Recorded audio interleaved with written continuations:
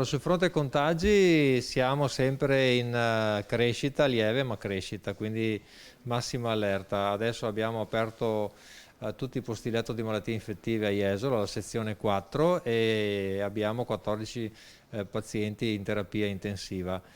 Da un lato i numeri del contagio, dall'altro quelli delle vaccinazioni. Dalla settimana prossima, approvvigionamento delle dosi permettendo, l'ULSS 4 entra a pieno regime con la somministrazione massima di 2.300 vaccini giornalieri. Intanto anche i medici di medicina generale, 140 nell'ULSS 4, schierati per occuparsi della popolazione tra i 70 e i 79 anni e dei vaccini a domicilio. Da domani prenotazioni sul sito della Regione, ma restano le modalità di reclutamento adottate finora.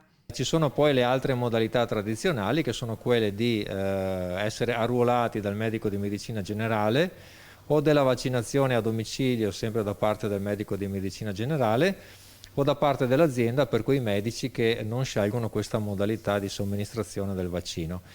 Alta l'adesione degli anziani, vaccinati per il 62% nell'ULSS 4 Veneto Orientale.